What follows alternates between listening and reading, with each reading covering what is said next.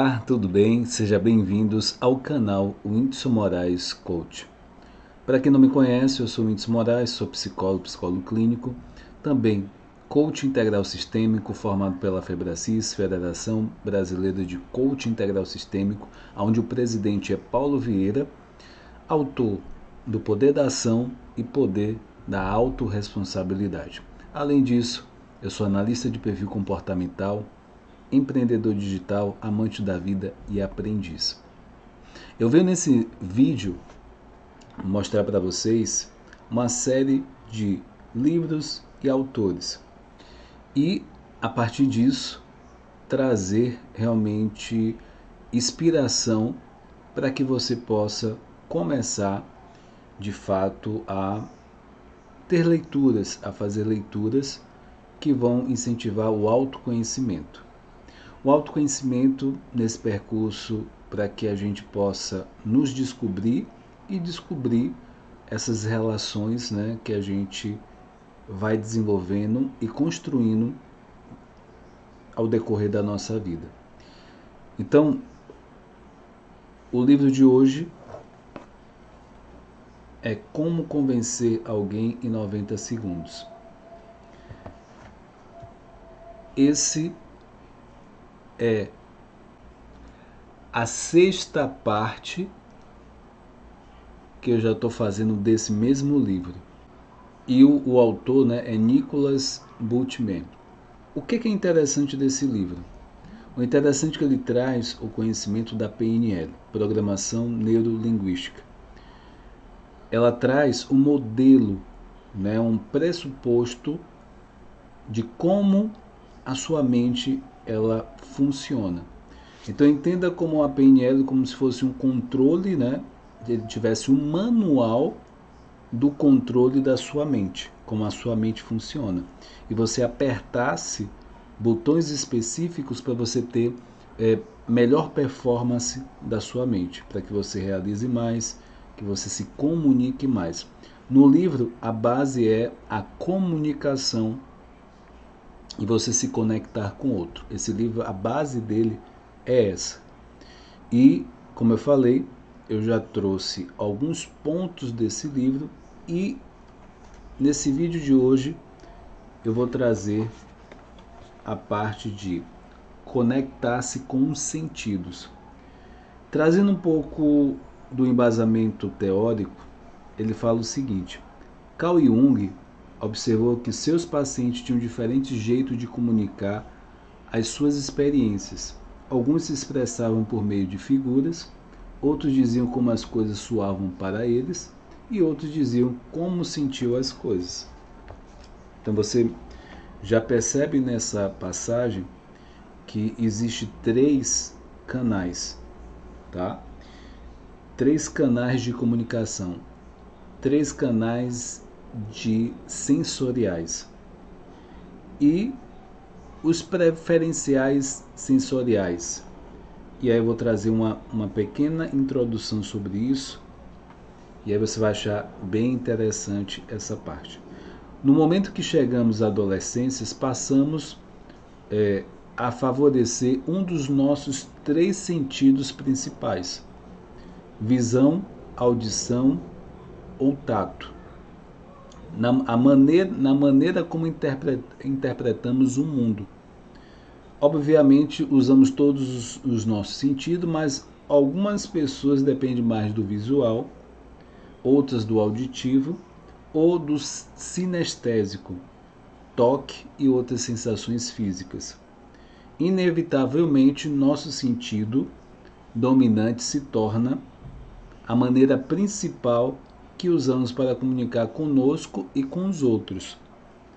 Alguns pesquisadores estimam que 55% das pessoas são visuais, 30% são sinestésicas e 15% são auditivas.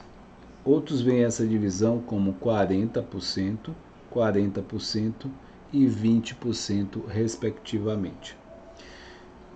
Então, assim, o que eu quero deixar claro para você e trazendo esse conhecimento desse livro e para que você possa, né, de fato, ler esse livro e realmente eu seja a inspiração para que você entre em contato.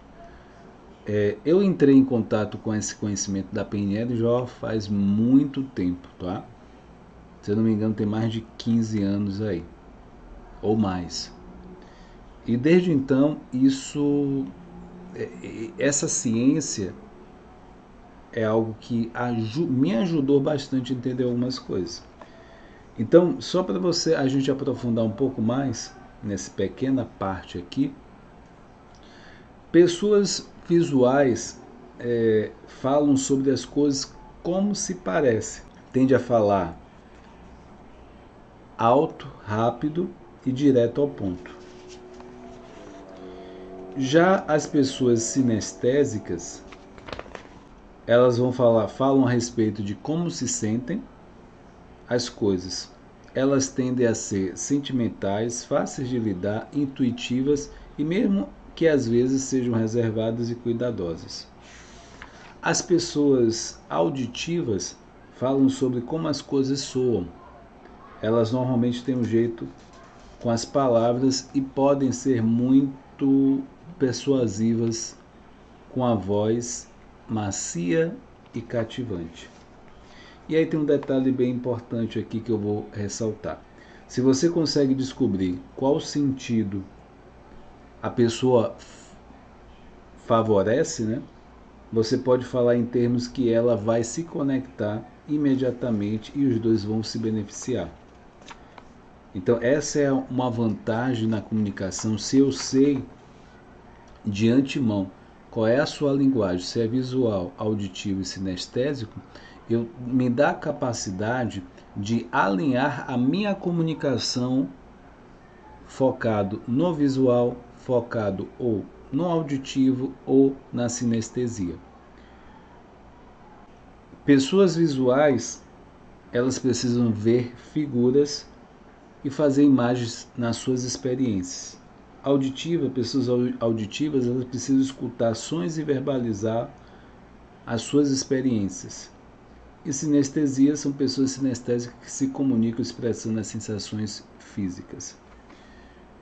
Então, assim, é bem interessante esse conhecimento, né? Se você não ouviu falar, é algo que desperta muita curiosidade. E se eu fosse você, se aprofundaria um pouco mais sobre esse assunto. E com certeza, a sua comunicação, a forma como você vai entender e se comunicar com as outras pessoas, a partir desse momento que você lê esse livro, realmente pode te dar um estalo, um start, para que você possa ter outros resultados até na parte profissional. E com certeza isso, a sua comunicação com as pessoas de forma geral, a sua linguagem vai melhorar muito. E esse livro, né, eu falo que o livro ele trabalha 15% e a parte emocional, né, ele trabalha 15% o cognitivo e 85% é a parte emocional. Então, a leitura, o hábito da leitura trabalha 15% de você. Mas uma terapia, um processo de coaching, ele vai trabalhar 85% em você. E o que é interessante nisso?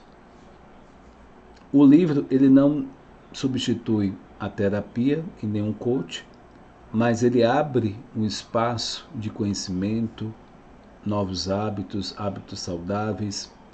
Eu conheço uma pessoa que ele acorda 1 hora mais cedo só para ler livros. Pegando a questão da produtividade, pegando a questão do conhecimento, se ele for somar durante um ano, ele, em termos de hora, é 365 horas de leitura, de conhecimento, autoconhecimento. Isso dá uma carga horária de uma pós, de uma imersão, de uma formação. E isso, em termos práticos, é sensacional para você alcançar uma perícia, por exemplo, primeiro nível de perícia, segundo ciclo, né, que você vai fazendo. Então, se você, em um ano, tirando uma hora por dia de leitura, isso quer dizer uma pós, e com esse tempo continuando, né? Uma faculdade, esse pouco todo dia se torna muito. Então, recapitulando em relação à terapia, coach e à leitura. 15% é leitura e 85% trabalho, né, emocional. Porque o livro ele traz de uma forma abrangente alguns temas, mas não específico para as suas questões quando a gente fala do emocional, inteligência emocional. A gente precisa trabalhar algumas questões individualmente.